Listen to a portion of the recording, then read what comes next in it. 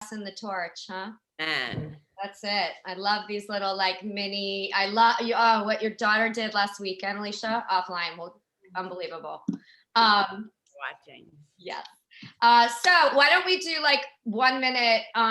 Anyone have any like thing they want to know, questions or comments? And Alicia, just real quick, so Danny, Emma, Melinda, top right is Julie, my new CMO, and you're all amazing. Thank you for being a part of this panel and just doing the work that you're all doing, because it's amazing. So Emma, I obviously know you. Danny and Melinda, the work you're doing is extraordinary. So thank you, thank you, thank you, thank you. Thank you so much. Thank you. It's great to meet you. So in answer to your question, Danny, we'll kick off. Everybody maybe do, like a couple minutes about, who you are and really like just speak from the heart about your work. Attendees are coming in now. Sorry. Oh, what about Lauren? Yeah, Lauren, I am getting in touch, but attendees are rolling in. Okay, amazing. Are they in a waiting room or can they see us? No, they're in. Oh, yay. I'm just gonna check the mirror for a second because I just took kale out of the oven. I also I'm looking at the oven right now. You can see my oven is still on. So I'm gonna go turn off my oven and check my teeth to make sure I don't have any slightly burnt kale in my teeth, because I kind of burnt the kale. It's more like it's a kale chip now. It's a kale chip. Okay, I'll be right back. Good. All right, I just texted Lauren. All right, we've got the beginning of attendees rolling in. Maybe we'll wait another few minutes before we officially kick off. And what did everybody do today? It's been wild. It's been nonstop since this morning. And this just like Women and Girls in Science Day that happened a couple of weeks ago. It just kind of like snuck up on me. It was just like, whoa, like avalanche of events, but it's been really fun. I mean, just in the last 5 years, I got so many messages this morning. Happy International Women's Day. I mean, it should always be this way. And it has felt like this really is a wave. Right now, there's so much awareness. And so I woke up in a celebratory mood. Beautiful. I couldn't agree more. I feel like now it's like game on for women, the tides are shifting, right? On every level, sustainability, women, right? Which is perfect segue into this amazing panel. So we now are being joined by others. So we'll just give it another 2 minutes. And welcome everybody. Hey, hello everyone. So hey Lauren. Welcome. So much tie-dye here. Did you guys know you'd be wearing that shirt? Magic. Should I go change? I love it. Liv, it's so funny because Liv, hi Lauren. Liv saw the shirt when she got home yesterday and she was like, oh, I've been looking for a tie-dye shirt. Like gone. I love it. As long as it's what it's like, yeah. Passed to the next generation of power women. So there you go. Well, welcome everybody. And we're still gonna wait another minute or so before we kick off. But I just wanna say that if you have any questions during the panel over the next, say 40 minutes, please enter them in the chat. And we're gonna save a little bit of time at the end for questions. So don't be shy and dive in. And if there's someone specific you want to answer it, please let us know. Awesome. All right, we got 1 minute. Emma, are you in New York? Or your like fruit assortment behind you looks so California. Oh, it's very deceiving. It's so pretty. Thank you. Yeah, I've really I've tried really hard with my background game. So nice. Looks great. I hope I validate your background. Huge validation. You live in the intersection of books and food. And plants. You got a few plants in there too. There you go. Gotta get the plants. Yeah, it's really rough for me to do the green screen background because it botches my hair. Like I look like a ball. It's not cool. What about if you do like one like Melinda, where you've got nature sort of, you're like a cat in the wild. Only if I pull my hair back. That's the only way I can make it work. Otherwise it's gonna be like, I don't know, it'll just look really weird. All good. You're looking good. So, all right. Well, it's 6. And I think, all right, now it's 6:01. Let's go. So welcome everybody. Thank you so much for joining us today at the Yes and Women's Earth Alliance collaboration to celebrate women and the environment, my 2 favorite topics. And as you can see, we have a lot of really incredible women on the screen here today. They're going to be sharing their stories and their inspiration and their incredible life work that really lives at this intersection of empowering women and protecting our planet and ultimately humanity. So first, I just want to say we are all wearing our Women's Earth Alliance special t-shirts and sweatshirts. We've got the Danny sweatshirt and the Lauren t-shirt, and everybody's wearing, or not everybody, I'm wearing the Alicia pants. So they're part of the Yes And collection. So check us out at joinyesand.com. And we're going to be donating 22% to Women's Earth Alliance of all sales of these garments. So please help us help WEA. We're big fans, and it's all about 1 + 1 = 11, right? We're all co-creating, and in the name of my book, co-creating a stylish, sexy, and sustainable world. So name of the game, here we are. And I'm excited to have everybody kick off maybe with an introduction, but to start, I'm going to introduce Emma Lowe, who is the sustainability editor of Mind Body Green. If you're not familiar with Mind Body Green, check it out online. It's an incredible blog and newsletter and platform to bring together all the things that really should be at the forefront every day for every one of us. So with that, Emma, you're on. Thank you so much for moderating this awesome panel. Thank you so much for having us, Marcy. I'm excited to be here chatting about all things about the intersection of women and the environment, 2 of my big loves. So like Marcy mentioned, I am a sustainability editor at Mind Body Green, and I cover a lot of the intersection of human health and environmental health.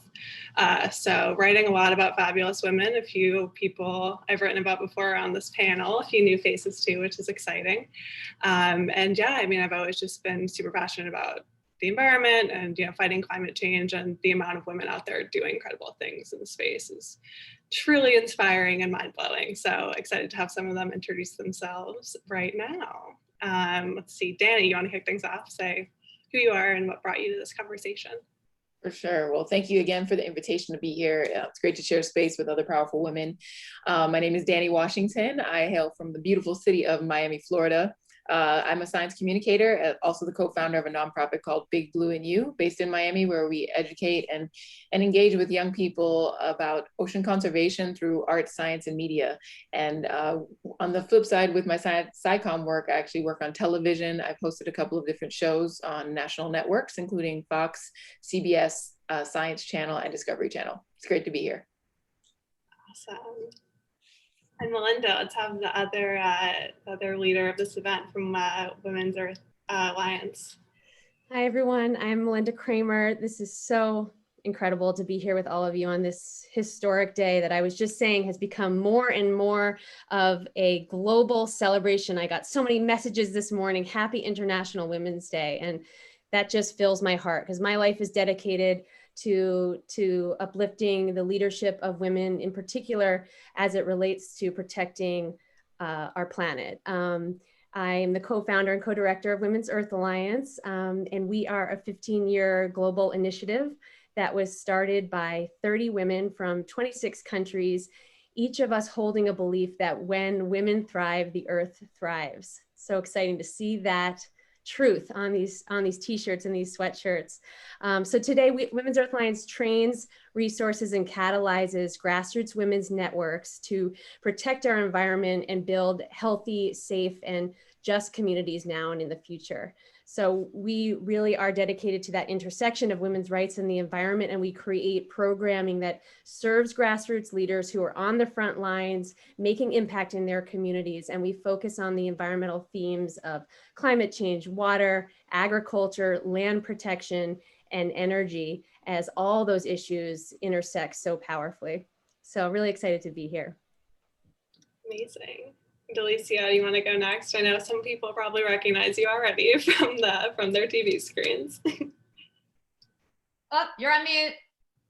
Hi, I'm Alicia Reiner. So I'm an actress and activist and producer. And gosh, I've been an environmentalist since I was a little girl. And I think the thing that I represent on this panel, as well as being sort of an entrepreneur who's always been about hiring women and uplifting other women and collaborating with women, is I'm just like you. Like, I have not started an amazing nonprofit or an amazing business or a brand out of not throwing so much stuff away. I am just a girl who every day is thinking about how do I decrease my footprint? How do I help another woman? And what are the little tiny things that I do that I believe deeply make a huge impact? So that can be anything from walking a mile with my compost through the snow to the one place because of COVID times that will take my, and sneaking in the gate to get my compost to the right place. Or what am I wearing? Am I wearing organic? Am I wearing fair trade? Who am I supporting with every purchase? Every single purchase you make on this planet, you get a choice. Every single time you're choosing, am I choosing a woman? Am I choosing a woman of color? Am I choosing an earth-friendly thing? So I feel like I'm a representative of I'm just like you. And I really believe every little choice makes a massive difference. And if we all shift some choices, a lot of change could happen. Amazing. And that piggybacks nicely to Lauren. You want to close us off? Sure. Really excited to be here with everybody, and just love the women that are on this panel. You all do such incredible work, and some of you I've known for quite some time now, and some are newer acquaintances, but all of you are insanely inspiring and motivating, and definitely keep me asking the question of what more can I do? How can I use my power as an individual to create more impact? And I started by asking myself that exact question and started a blog called Trash is for Tossers, which is all about showing how one person can take simple steps in their everyday life to reduce waste, and that can actually be simple and cost effective and fun. And that led me to get more into the environmental and sustainability movement, where I realized that sustainability just isn't accessible for everyone. It wasn't 10 years ago, it wasn't 5 years ago, it still isn't today. And it led me to start my company Package Free Shop, which is a store dedicated to making the world less trashy, trying to bring sustainable alternatives to everyday products to homes across the country, making it easier to make those simple swaps that do create a positive impact when it comes to our personal waste. And again, just still asking myself today, especially on a day like this, what more can I do? How can I use my power to make positive impact? Amazing. Well, I'm going to go ahead and echo everyone else and say that I'm so honored to be on this panel with all these incredible women, and each one of you inspires me tremendously. But to kick things off, I'd love to also know if there's one woman in particular who you are super inspired by, or who maybe got you interested in, the environmental movement in general. So I think that mine, first person who comes to mind is actually Christiana Figueres, who's an incredible diplomat who was behind a lot of the negotiations for the Paris Climate Agreement.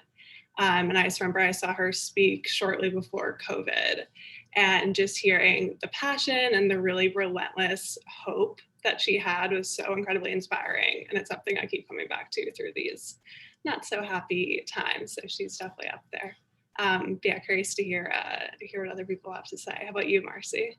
So I'm gonna kick off with Rachel Carson, because she's just been, Stole mine. inspiration for so many of us in the environmental movement. She was an American ecologist who really, her book, Silver Spring, was really, or Silent Spring, she lived in Silver Spring, Silent Spring was really a catalyst for the modern day global environmental movement. And it started because coming out of World War II, she was really concerned about pesticides. And so she wrote a lot about, the damage or the risk to humanity with pesticides. And so of course, I've dedicated my life to organic and regenerative agriculture. I'm very passionate. I'm a soil junkie. These t-shirts are all certified organic cotton, and the sweatshirts, they're made from farm to finished fashion with no harmful chemicals, starting at the farm or the seed, which represents life. And as stewards of this planet, as mothers, we have to love our Mother Earth. And so I am so inspired by Rachel Carson every single day of the work that I do. I see in the chat we have a Jane Goodall fan as well. She had to be my second choice. I had a chance to interview her this year or last year, and it was probably the highlight of my life. Anyone else want to go who doesn't have those two women? I have to follow up on Marcy because of what you said about seeds. And I just want to say that it feels so good to be partnered with Yes and, knowing that all the choices you made at every level, deeper and deeper in, there is that integrity. So I think my person is someone who is will always be in my heart and mind, is Dr. Wangari Mathai. And I met her in 2001. I was attending the University of Nairobi, and I had just kind of learned about this movement, the Greenbelt movement, that would go on to lead to the planting of 51 million trees in Africa, engaging over 900,000 women in training and economic opportunities. That legacy continues today. And there she was speaking about her work. And I met her afterwards, and I just will never forget the resolve and kindness in her eyes. And she said something to me about seeds. I said, I can't remember exactly what I asked her, but about what we can all do. And she said, what we need to do is simple. We just need to plant seeds of all kinds, and you will just be amazed at how they grow. And then she just, gave me this radiant smile. And, those words have stuck with me. And I feel like they're echoed in so many of the women who I have met on my path, who hold that same resolve, who believe in the power of starting really small. We start with that seed, and we have to believe that the more hands in that soil and the more hearts engaged, that we can have transformational impact. So she knew exactly what was needed, and so many others who she has inspired. So she's forever my inspiration on this day and every day. I love that quote. It's beautiful. Yes, same. Yes, she's quite the inspiration. And I think kind of following on that track as well, a more recent person that has truly inspired me is actually a young woman named Leah Thomas, who is the founder of Intersectional Environmentalist. She's a recent graduate from undergrad, environmental studies. And last year she posted a graphic on Instagram that went viral that simply said "Environmentalists for Black Lives Matter." And yeah, I think for me, it was just seeing that this next generation of leaders are truly stepping up to the plate in so many different ways. And for someone like myself who works with a lot of young people and always has, it's like, how do we continue to lift up our upcoming generation, because it's their future that we're talking about. And even though we're only, like, for me and Leah, we're probably about 15 or 16 years apart, it still feels like worlds away, because we've been through so much in these last couple of decades, I think, as a human race. And what I love most about Leah is that she has taken this idea that was, coined by Dr. Kimberly Crenshaw back in the 80s, which is intersectionality, and how all of our different identities as individuals truly do intersect, and they're valid and need to be recognized. And so Leah has done a phenomenal job with her team to create content that is educating myself and so many other people every single day about all of the different intersections of our lives, and how to combat the isms, the ableisms, the homophobia, the racism, everything that continues to impede our progress and evolution as human beings. We need to take it on head on. And I think that women have always been in this position to be the ones to bring it up, to have to face it, and are also the ones having to deal with the negative impacts of these obstacles. And so the more that we come together like this, the more that we create pathways for each other and lift each other up, the quicker we will get to the resolve and the solutions that we seek.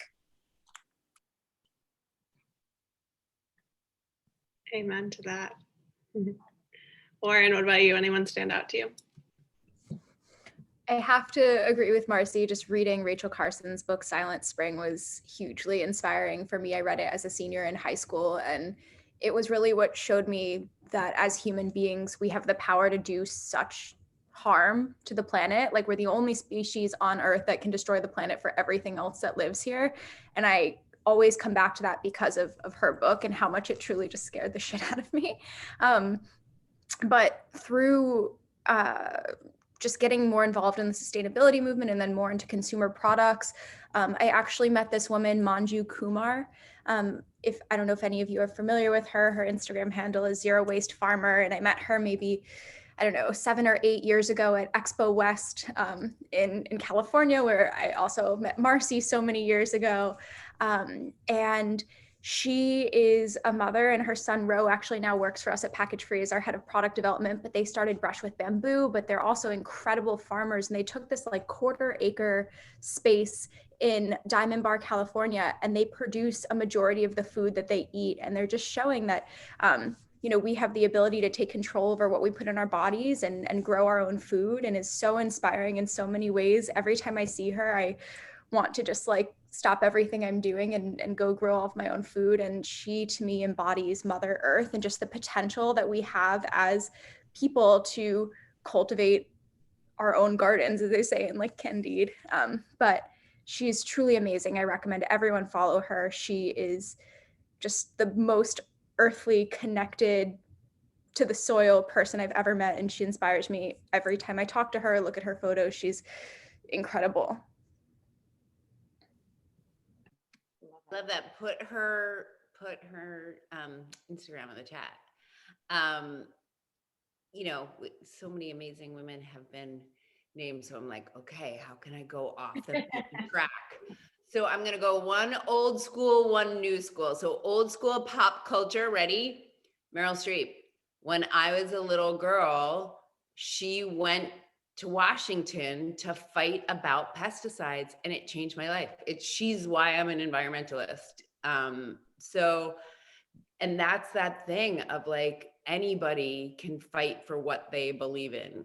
You don't have to have a business of it. You don't have to make it your life. You can just decide, this is really important to me, and I'm gonna fight for this. And I'll never forget that. She fought for, like, I think it was agar on apples, right? And she won. And I was like, oh my God, that's so cool.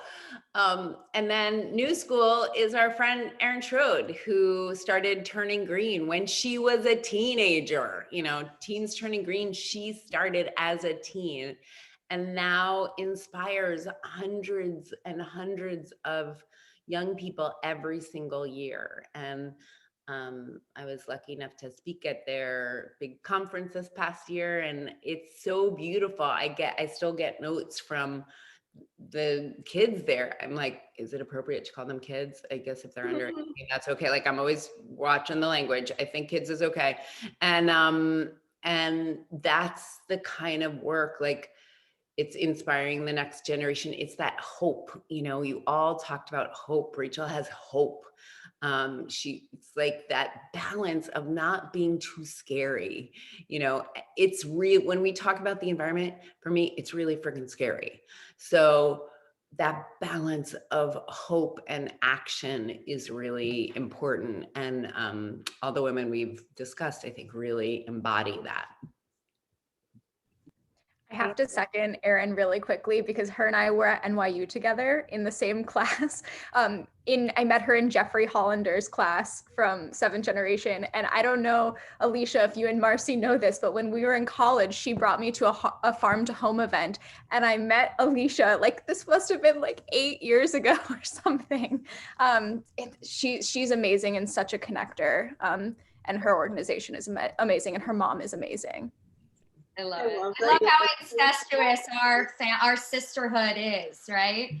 Like looking back even on each one of you and how long I've known each one of you. And Erin, I met when she was 13. She's now, I think, close to 30. But yeah, she's, been fighting the good fight as and the youngest woman to ever run for Congress.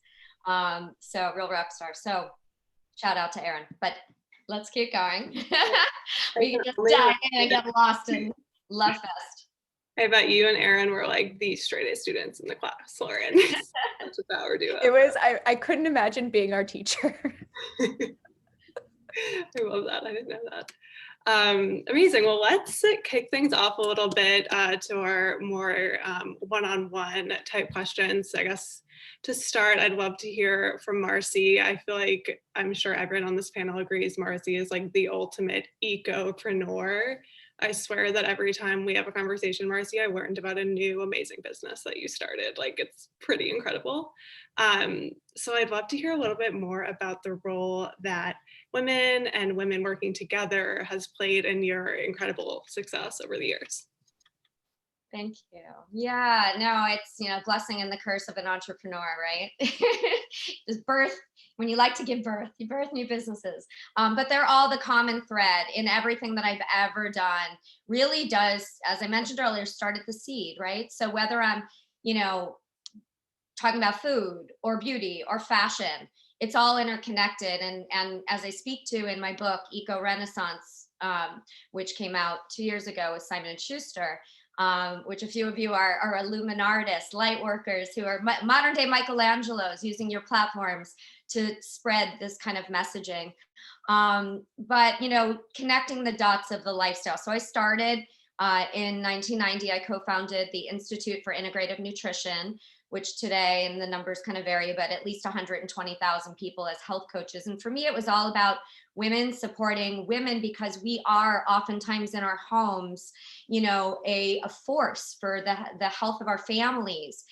And that sort of ultimately led me to learn about agriculture even more deeply, where I went to India, of course, the culture there, I was always very drawn to. It just, the whole philosophy of Eastern philosophy and understanding, our relationship with the universe, that was always something that resonated for me.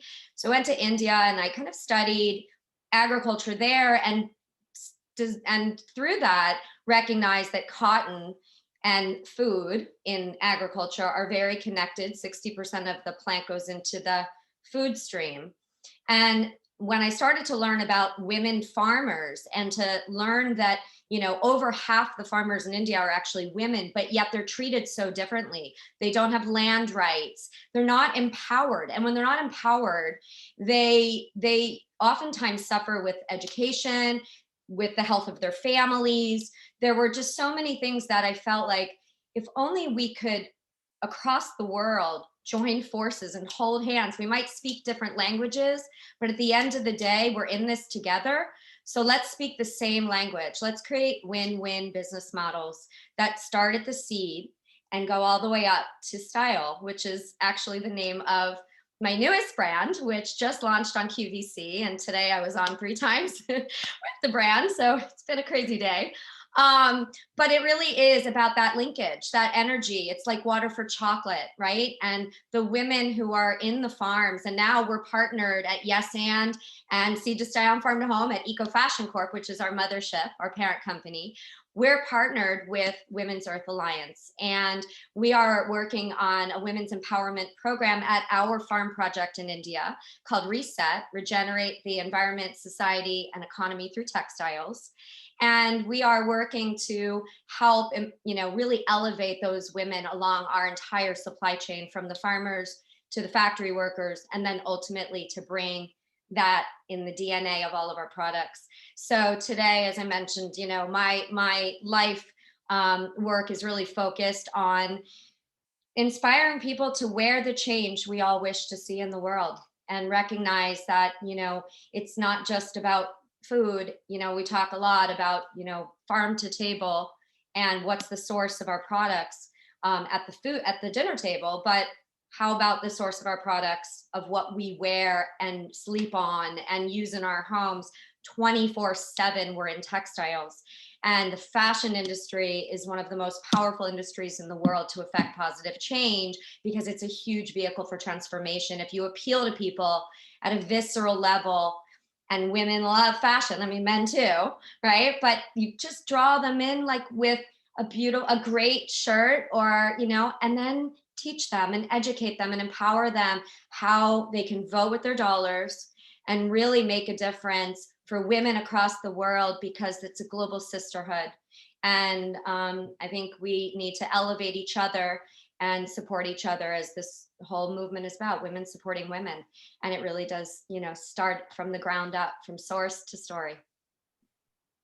Amazing. And Melinda, I know that Women's Earth Alliance is such a beautiful embodiment of what can happen when, women are supporting other women and working together towards a common goal. So can you tell me a little bit about sort of what inspired you to start WEA?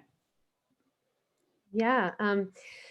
Well, there's a incredible saying that was shared by Katsi Cook, who's a traditional Mohawk midwife. And she says, women are the first environment. And if you really think of that for a moment, it's so powerful. I mean, we are privileged to be the doorway to life. We nurture and sustain the next generation. We talk about the care economy. We are the care economy. And, on the flip side of that is that each generation also inherits toxic contaminants from their mothers. In this way, we as women have also become the landfills. And so there's this inextricable link between women and the earth. It binds us deeply. It goes back generations. There is the ways that we carry the burden, on our shoulders as women walk hours to access water. We hold it in our bodies. We hold it in our traditional ecological knowledge. And so what we see because of that is that at the heart of every environmental and climate fight in communities around the world, you're going to see women showing up, committed for the long haul, not necessarily as a job, but just for the sake of our families and our future generations.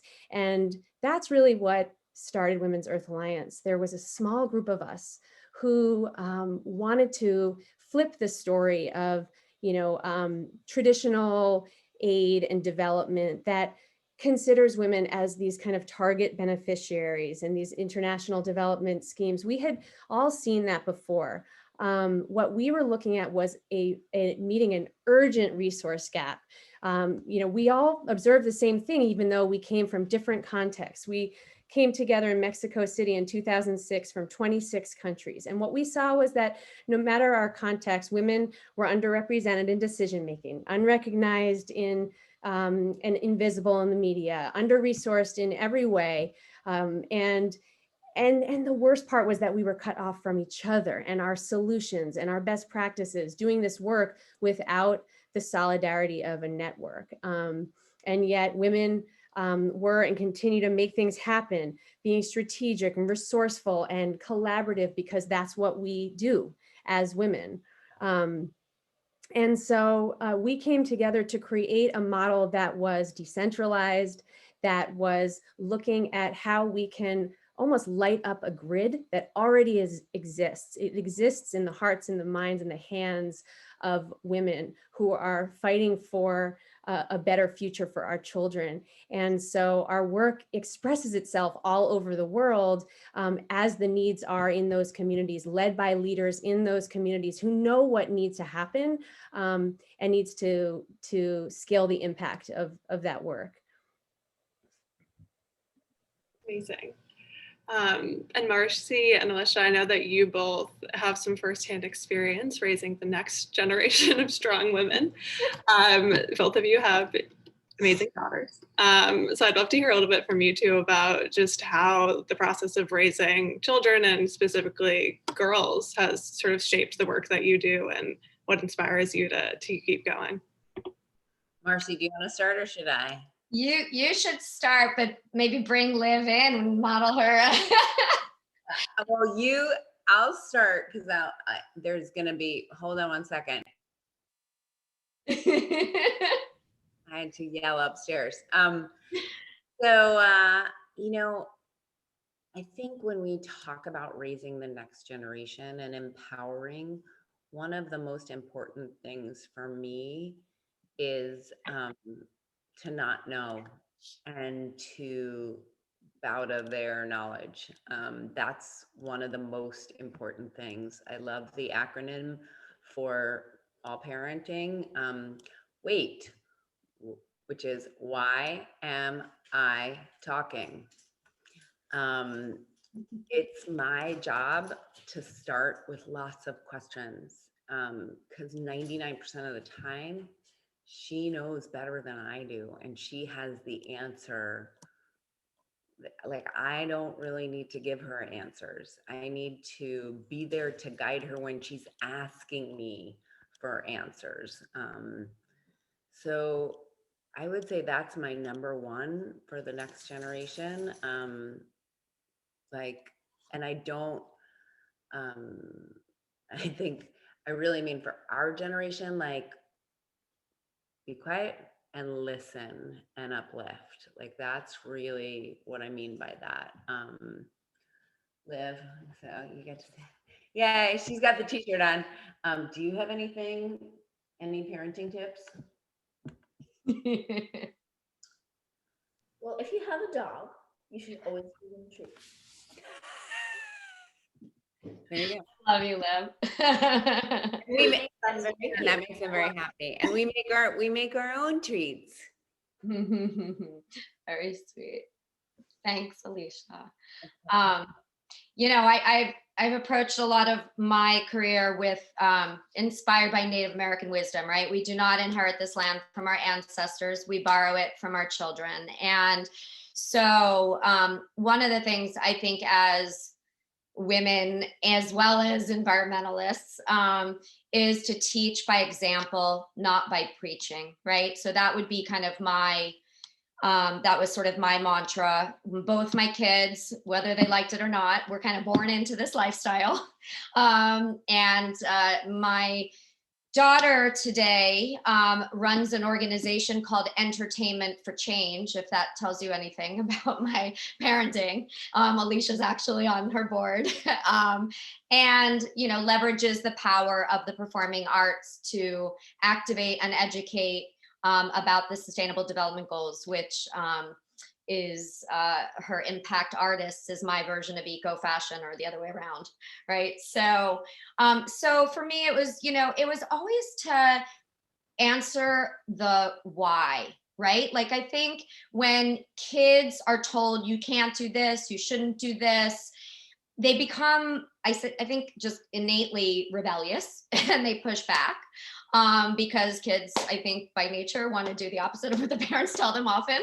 But I think for my approach was, if I was making, you know, tofu nori rolls with kale for their lunchbox, and we're talking 25 years ago, my kids are in their mid-20s, you know, that was definitely perceived as crazy.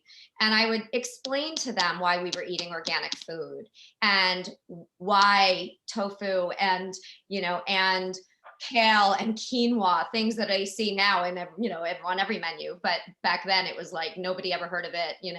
I remember when my son started at Professional Performing Arts High School in New York in 9th grade. And he came home and he said, "Oh my God, Mom, my friends were all saying like, ake, and they were all saying that they eat organic, but I asked them if they know what that means and they didn't even know what it means." And I'm like, teach them, educate them, inspire them, help them understand it, because they are, they're talking about it with you. They probably want to know. So I think part of it is, I look at, we're all here to hopefully make this world a better place for our children and our children's children, right? So I think giving them the tools in their toolkit is very important. It's not about, again, telling them they can't.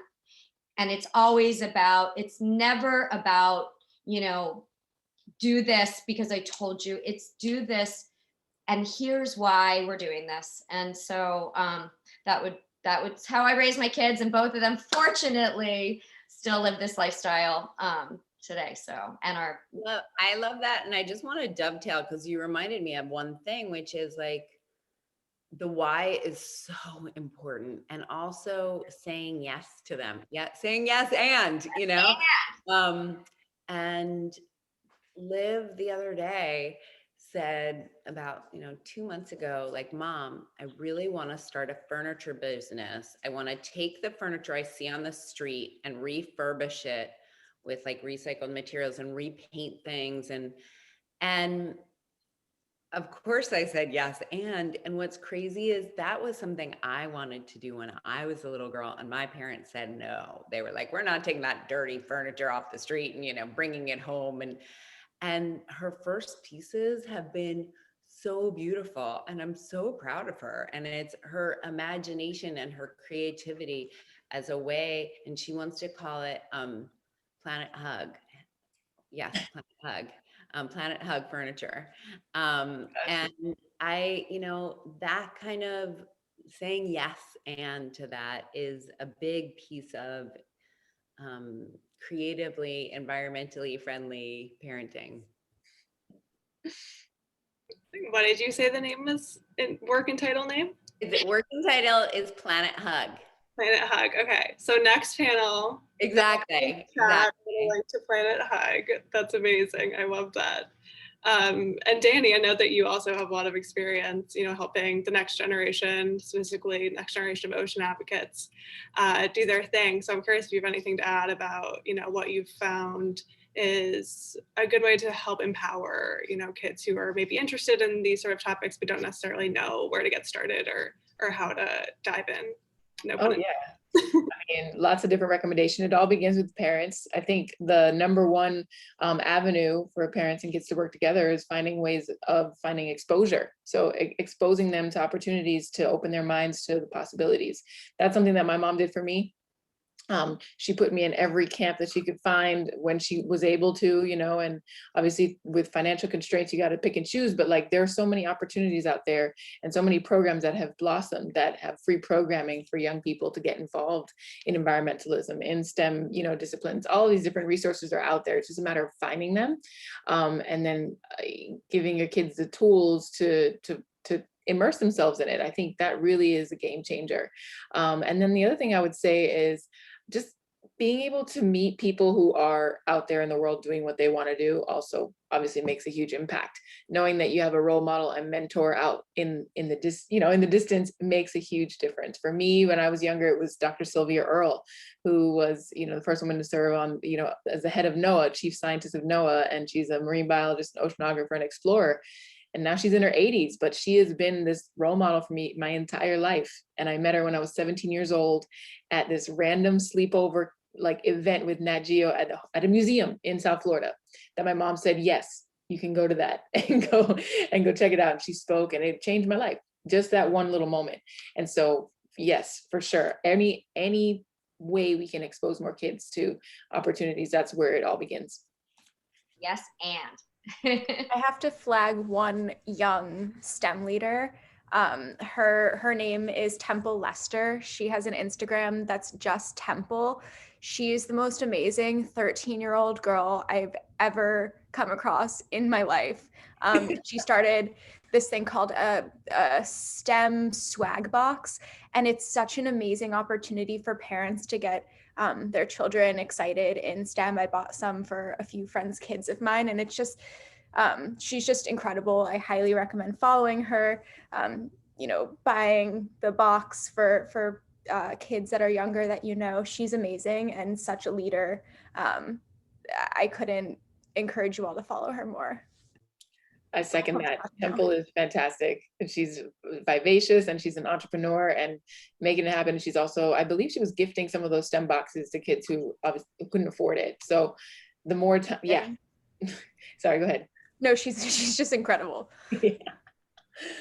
I just want to add one thing to, as you mentioned, the chat box for anybody who's watching the panel today, please, if you weren't here at the beginning, and I requested, if you have questions, please enter them in the chat. If they're specific to a person, let us know, and we'll kick off in about probably 10 minutes with questions. So thanks. Yeah, definitely chime in. Eager to hear what you guys have questions about too. So let's see, Lauren, I know that you, this is a subtle segue, started your work when you yourself were a younger gal, and I'm curious to hear more about sort of what your aha moment was, and sort of what, and also maybe what in your life kind of inspired you to keep going and follow that momentum and kind of gave you the confidence to go with it. That's a good question. I would say definitely reading Silent Spring by Rachel Carson was my biggest aha moment. But I think I've always been and still am looking for ways that I can like create something. I think for me, it comes from like the art of building and just wanting to do more and trying to find out how. So I think business came to me because it just felt really creative and exciting, and I could do something that was like a little bit bigger than myself. And after reading Silent Spring, I felt like I finally had something to talk about. Like I had all this energy for wanting to do something, and finally I found my focus. And when I was in college, I had no idea what I wanted to do. I first started studying journalism, and then I studied economics and learned about the housing bubble. And I was like, no, can't be a part of that. That's crazy.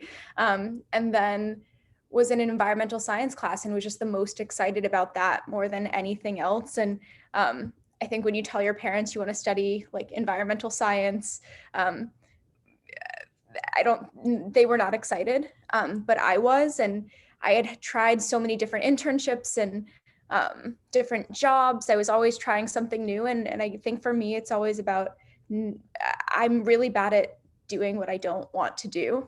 But I'm really, really good at like following what makes me excited. And I think since I was young, I've just been following the things that make me feel like energized and lit up inside. And my mom always said to me, there's nothing in life that's permanent except for death. So do the things that make you happy. And I've kind of been doing that since I was little. And here we are. Amazing. Let's see. Did we lose Alicia? Where did she? Yeah, she lost internet. No idea why. She just texted me, so I'm sure she will come back as soon as she can. Oh, no. Okay. I know. And I'm gonna do the same thing and move so I can plug in because technology. Yeah, go for it. It's a new normal, right? We just say it's okay. It's all good. Perfect lesson in letting go. Well, while we're waiting for them, so we pointed out, but we all have these beautiful swag shirts on. If you can't say, they say, when women thrive, the earth thrives. So Melinda, I'd love to hear a little bit more about it. I'm gonna do, while Melinda's kicking off, also just a screen share of, can you see the visual? I think it's a little bit zoomed in, Marcy. Oh, hold on. Can you see it now? Yes, perfect. So yeah, Melinda and Marcy, tell us about the inspiration for this shirt, what the phrase means to you, all that good stuff. Yeah. Go ahead, Melinda. Sorry. It's just so great to see this in print, and this has always been our motto. And a way to think about it is these cascading benefits that get created when women are agents of change in our communities, who are thinking generations out in terms of, our health and wellness and vitality and justice, as communities. And so these cascading benefits, I mean, we see it in every corner of the earth, that when women thrive, there are benefits environmentally, socially, politically, economically, across the board. And the Sustainable Development Goals all underscore the importance of gender equity. And so in all of the facets, in all of the sectors of society, I think it's so important to look at how we can center women's leadership, and knowing that it's everybody wins. Everybody wins when we resource and empower women to thrive and empower each other to thrive.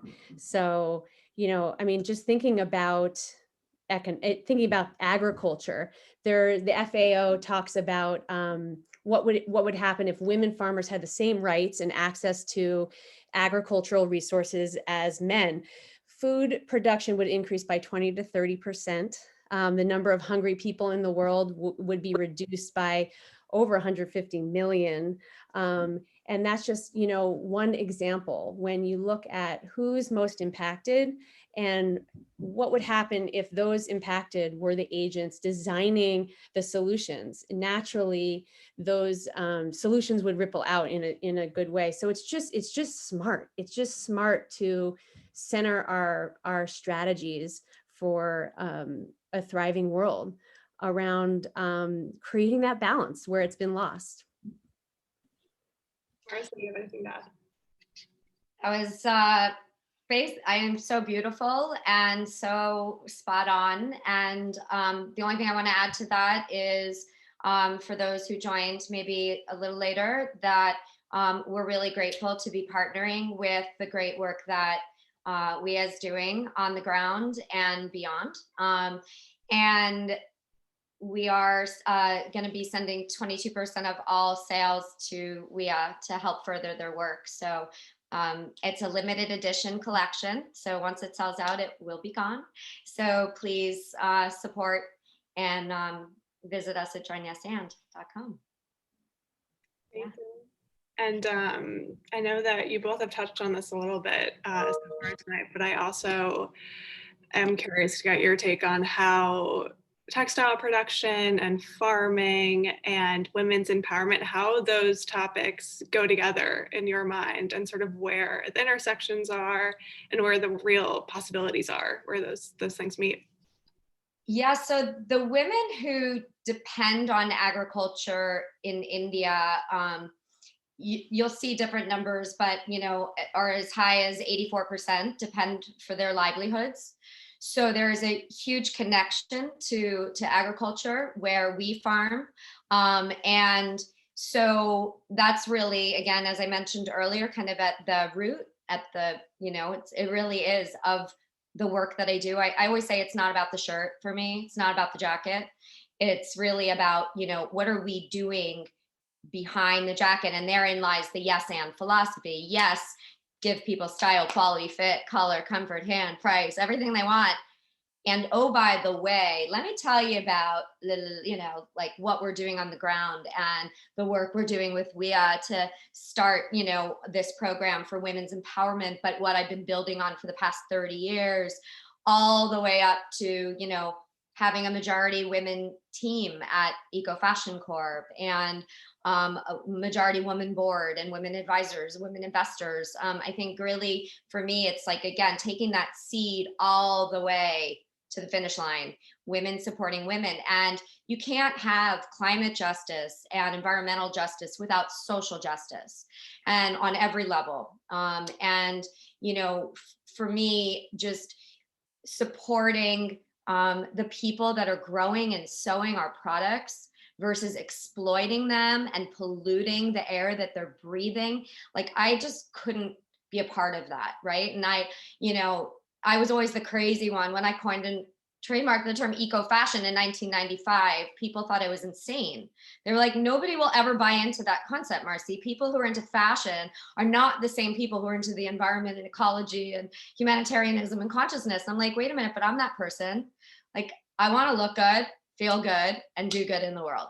And so I would say, you know, one of the commitments that we have at EcoFashion Corp around climate change and climate justice, which ultimately, like I said, is tied to the communities, the farmers, and the people that are, you know, creating what we're wearing that we take for granted. Our clothing is not growing in the department store, right? Like, people's lives are being affected, and so many of those people are women, and we need to get more women empowered and doing well by doing good in the world too. So it takes a village, right? So yeah, and I would just say, you know, people don't realize that when you look at soil is, you know, the skin of the earth, right? And it absorbs the same way that our skin is our largest organ and absorbs and protects us. But when soil is destroyed and depleted and, you know, and void of its biodiversity and its ability to capture carbon, that carbon, instead of getting sequestered into the soil like a sponge, the way it should, goes back into the atmosphere, and we all suffer for that, right? So it's so much deeper than just, it's not a marketing proposition, organic. It's really about improving the livelihoods of the people on the ground, and then ultimately our environment that we all share, the air we breathe, the water we drink, and the future for our children. And as Albert Einstein once said, we cannot solve today's problems with the same consciousness that created them. So we have to shift our thinking and put on our solution hats. And now it's not even about sustaining anymore. It's about regenerating. It's about, you know, rebuilding what's been destroyed. And we owe it to our children and their children to do that. Can I mention, I mean, on that note, Marcy, I think that's such a valid point, that especially the idea that environmental justice and climate justice are equal to social justice. The bottom line is that if we don't take care of each other, we're not going to take care of this planet. Like, period. It starts with us. And when you look at the environmental movement and how over the last century it's been led by white folks, it's time now to allow and to open the doors so that more people of color, more Indigenous, First Nation leaders can be at the forefront of this movement and can continue to speak up and lend the information that they've received for generations and allow that leadership to thrive. And I bring that up because in this particular panel, I think it's great and I love being here. I also want to note that, you know, as a person of color, it's like, this isn't my norm. I'm usually the only one in the room. And that is what I'm actively working to change. And as these opportunities come up, I mean, I thank God for social media, because that's where I'm able to meet the rest of this network. But I want everyone listening to know that there are tremendous leaders out there that are all contributing to this movement.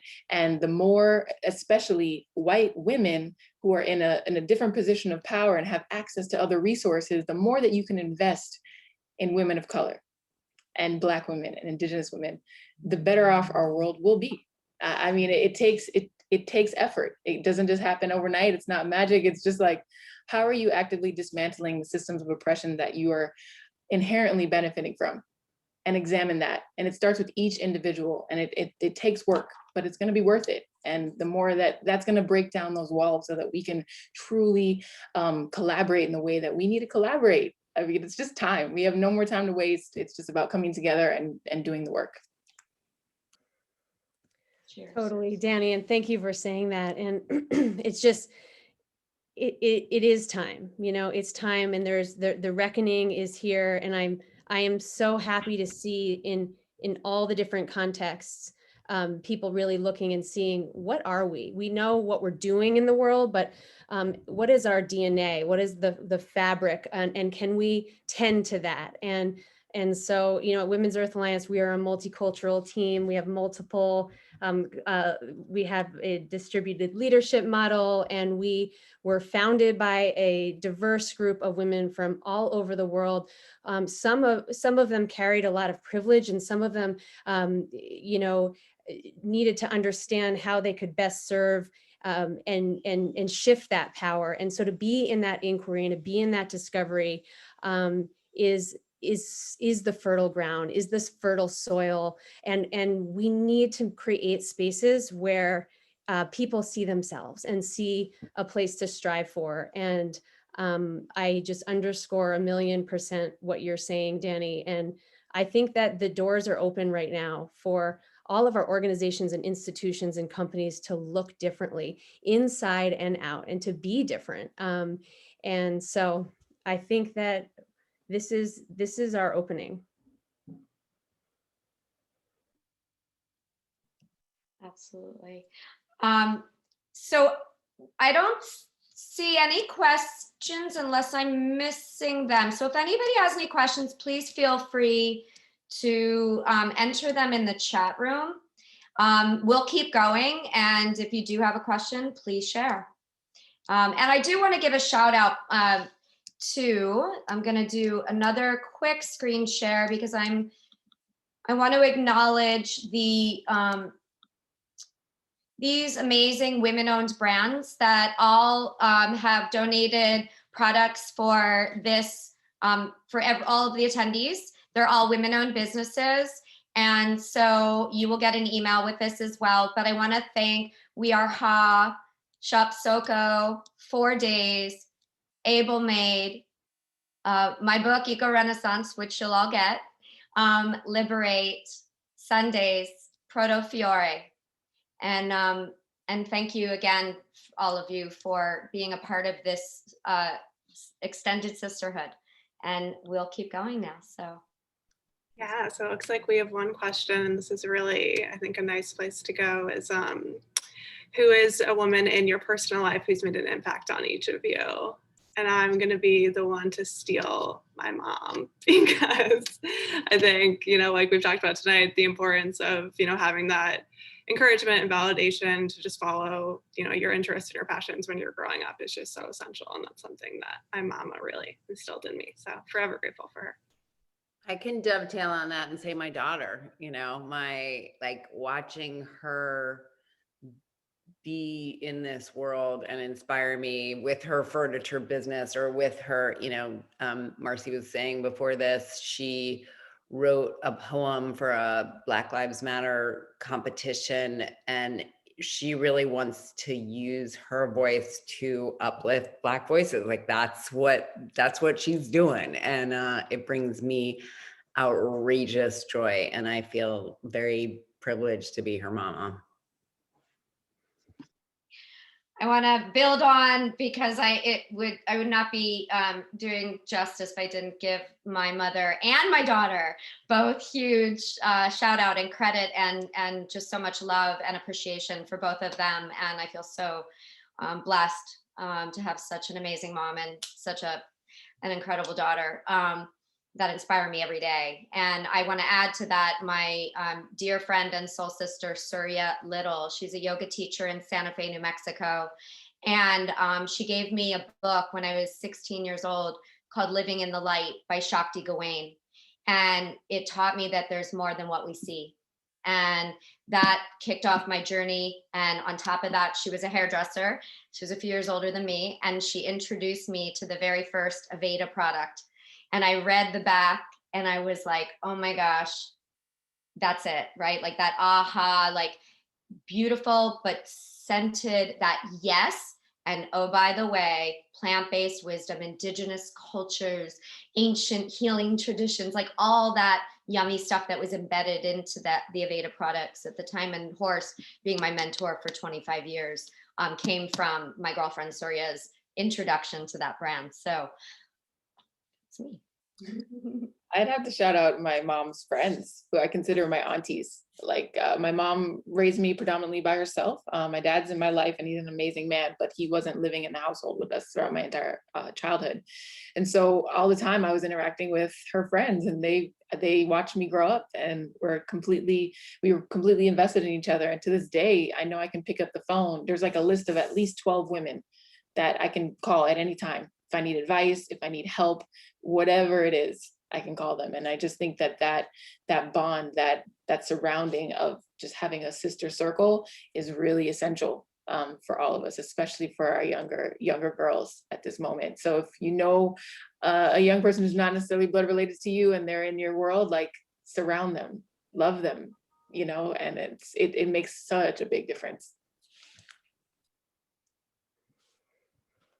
Melinda? Lauren? I'll say mine.